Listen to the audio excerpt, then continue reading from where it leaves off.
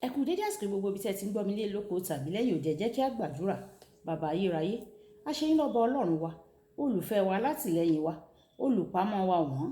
Ẹ mà ṣe é fún oore ńlá láti àánú láti tún rí ọjọ́ ajé mìíràn nínú oṣù kẹwàá. Ìyìn àti ọlá ni fún orúkọ yín o. Rọ́nà tí a ò gbéyàwó lẹ́ni kó ṣe ayé àti ọkàn wa ní rere, kó má ṣe lòdì sí wa ní ọjọ́ ìdájọ́, nítorí tí a gbàdúrà lórúkọ Jésù Kristi Olúwa wa. Àmín àmín ní orúkọ Jésù. Ìwé ọ̀run ṣíṣí tí a ti ọwọ́ olùṣọ́ àgùntàn Enoch Adeboye kọ. Èní ọjọ́ ajé, ọjọ́ 21 oṣù kẹwàá. Àkòrí tí a ò gbéyàwó sọ wípé àwọn ìpèníjà àṣeyọrí apá kẹta. Ìpèníjà àṣeyọrí apá kẹta. A mú àkọ́sórí wa nínú ìwé Lúùkù orí ìkẹfà ẹsẹ̀ ìkẹrìndínlọ́gbọ̀n. Lúùkù orí ìkẹfà ẹsẹ̀ ìkẹrìndínlọ́gbọ̀n. Ègbé ni fún yín nígbà tí gbogbo ènìyàn bá ń sọ̀rọ̀ yín ní rere, nítorí bẹ́ẹ̀ gẹ́gẹ́ ni àwọn bàbá wọn ṣe sí àwọn wòlíì èké. Nígbà tí a mú bíbélì kíkà wa nínú ìwé iṣẹ́ àwọn àpọ́stélì orí ìkẹtàlá ẹsẹ̀ ìkọkànlélógún títí di ẹsẹ̀ ìkẹrìnlélógún.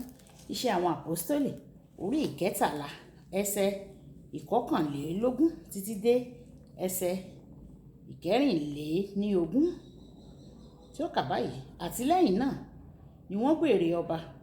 Olúwa sì fún wọn ní Sọ́ọ̀lù ọmọ Kíṣì, ọkùnrin kan nínú ẹ̀yà Bẹ́ńjámínì, fún 40 ọdún. Nígbà tí ó sì mú un kúrò, ó gbé Dáfídì dìde ní ọba fún wọn, ẹni tí ó sì jẹ́rìí rẹ̀ pé, mo rí Dáfídì ọmọ Jésè, ẹni bí ọkàn mi, tí yóò ṣe gbogbo ìfẹ́ mi. Láti inú irú ọmọ ọkùnrin yìí ni Ọlọ́run ti gbé Jésù olùgbàlà dìde fún Ísírẹ́lì gẹ́gẹ́ bí ìrètí. Nígbà tí Jòhánù ti ń kọ tó ń wàásù baptizi ìrònúpìwàdà fún gbogbo ènìyàn ní Ísírẹ́lì ṣáájú wíwá rẹ̀. Wàyí, ẹ tẹ́tí bẹ̀rẹ̀ jẹ́ láti gbọ́ ohun tí olùṣọ́ àgùntàn Enoch Adeboye ní fún wa ní èní ọjọ́ ajé. Lónìí, máa ṣe ìkádìí ìdánilẹ́kọ̀ọ́ mi lórí àwọn ìpèníjà àṣeyọrí nípa wíwo ìdánwò láti gbádùn ìyìn láti ọ̀dọ̀ àwọn ènìyàn àti láti má ṣe dá ògo padà sọ́dọ̀ Ọlọ́run. Nígbà tí o bá ṣe àṣeyọrí, àwọn ènìyàn yóò dá ọ̀pọ̀lọpọ̀ ìyìn bò ọ́. Wọ́n tilẹ̀ lè fi ògo ohun tí o kò ṣe fún ọ. Fún àpẹẹrẹ, lẹ́yìn tí Dáfídì pa Gòláyátì, àwọn obìnrin kan bẹ̀rẹ̀ sí ní kọrin. Sọ́ọ̀lù pa 1000 tirẹ̀, Dáfídì sì pa 1000 tirẹ̀. Bí ó tilẹ̀ jẹ́ pé ó hàn gbangba pé Ọlọ́run ló fún Dáfídì ní ìṣẹ́gun lórí Gòláyátì, èyí kó Dáfídì sínú wàhálà lọ́dọ̀ Sọ́ọ̀lù, tí ó sì fi bẹ̀rẹ̀ sí ní wá ọ̀nà láti pa á. Ìwé Sámúẹ́lì kìíní orí 18 ẹsẹ̀ 6 dé 9. Ṣọ́ra fún ìyìn àwọn ènìyàn. Nígbà mìíràn o kò ní lè dá wọn lẹ́kun, ṣùgbọ́n o kò gbọdọ̀ fiyè sí wọn, nítorí ní kété tí wọ́n bá bẹ̀rẹ̀ sí ní ṣe bẹ́ẹ̀, wàá sì ní ara rẹ bí ẹni pé wàá máa rí ní ara rẹ bí ẹni pé ìwọ ni ó ga jù. Kí o sì tó mọ̀, ìwọ yóò bẹ̀rẹ̀ sí ní gba ògo dípò kí o fi ògo fún Ọlọ́run. Ìyìn àwọn ènìyàn ló kó bá Héródù o, débi pé ìdí jẹ ẹ́ ní ojú àwọn tó gbóríyìn fún pàápàá. Iṣẹ́ àwọn àpọ́stélì orí 12 ẹsẹ̀ 22 títí dé ẹsẹ̀ 23. Ìyìn àwọn ènìyàn ó lè mọ́ ènìyàn lára débi pé wọ́n á fẹ́ láti máa gbọ́ nígbà gbogbo. Wọ́n á fẹ́ láti máa gbọ́ ìyìn àwọn ènìyàn ní gbogbo ìgbà.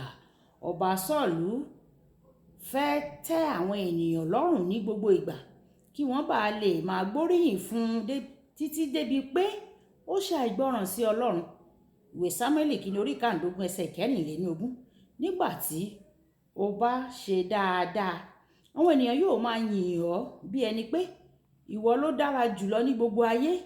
O gbọ́dọ̀ kíyèsára rẹ o, nítorí ní kété tí ìyìn àwọn ènìyàn bá ti di bárakú fún ọ, tí ó sì mú ọ kúrò nínú ìfẹ́ Ọlọ́run, ìwọ yóò rí wípé erùpẹ̀ lásán ni ìwọ o.